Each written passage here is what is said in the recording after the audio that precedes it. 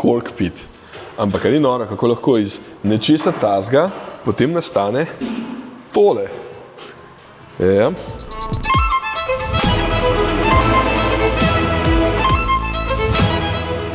Ko poslušam oblikovalce, kako so uporabljali neke nove materiale in koncepte za idejo pri svojem novem avtomobilu, mi je vedno hecno, ker oni pač razmišljajo zelo abstraktno, zelo drugače kot jaz. Ampak jaz o tem nimam pojma, vem pa, kaj je dobro oblikovan avto. In tale je.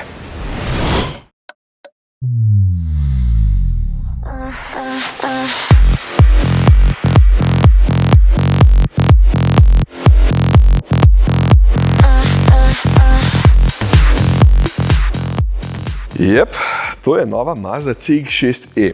To je čist nov model za Mazdo, zato ima tudi novo ime in na koncu pa zato, ker je čist električen. Ampak oblikovalci so si tukaj res dali duška. Poglejte te zračne tunele, recimo tega, kako je klele noter, potem tukaj je ena taka ogromna luknja, potem evo, tukaj je od zadaj, ne, pri telem stebričku, je tudi tak ogromen zračni tunel, evo, pravice noter, kako gre skozi zrak in potem je ta stebriček kar tako lepo zlit s karoserijo.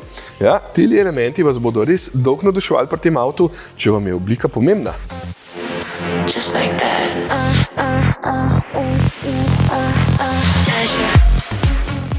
In če je zunanjost dramatična, je notranjost kar nasprotje tega. Deluje vabljivo, udobno in takšna tudi je. Sploh prostora je ogromen, sicer je to velik avto, 4,85 metra je dolg in medosna mer kar 2,9 metra, zato tudi zadnji visoki brez težav sedijo.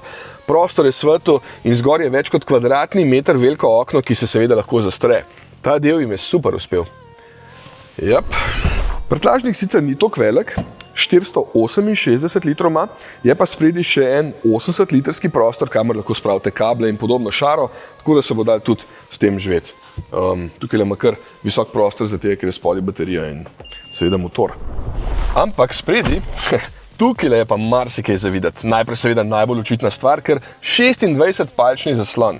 Resolucija je 5K in ima premaz za kar najmanj odbojev, da boste nanj dobro videli tudi med vožnjo. Deluje res hiter, lahko si tukaj nastavite tudi svoje bližnjice. Vsaj to, a ne, če že ni nobenih gumbov, na katere sicer sam še vedno prisegam, ampak razumem, da gre razvoj tudi tukaj naprej in mladi imajo baje vse rajše zdaj na zaslonih, ker so se očitno že rodili s telefoni v rokah, a ne.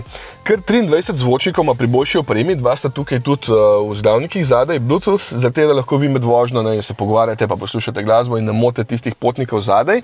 Pa tukaj ima tudi tako lepo in hlajeno površino za polnjenje telefona. Evo, pa še dela. In mogoče še najpomembnejša stvar pri tem avtu, pogon. Itak. Motor ima 190 kW, to je 254 konjev, poganja zadnji kolesi, energijo pa črpa iz LFP baterije, ki ima zdaj kapaciteto 78 kWh. Najpomembnejše pa je, da se zdaj od 10 do 80% napolni v 24 minutah, to je pa kar velik napredek v primerjavi z Mazdo 6e. Po VLTP lahko prevoz 484 km, vleče pa lahko tudi do 1500 kg težko prkolca. Spet sem moral prav podpisati izjavo, da ne bom ničesar govoril ali pa kazal tega avta pred svetovno premiero januarja, ker zdaj, ko jaz to snimam, je začetek decembra in mene zdaj ful srbijo prsti, da bi ga že malo prej pokazal, ne? Sam raj ne bom, ker bo prehuda kazen, ampak Mazda CX-6e res hudo izgleda. Sploh v tej barvi. Nočno vijolično so jo poimenovali, pa 21-palčna platišča ima. Junija bo baje na cestah in vem, da bo takrat ta avto pustil kar hud vtis.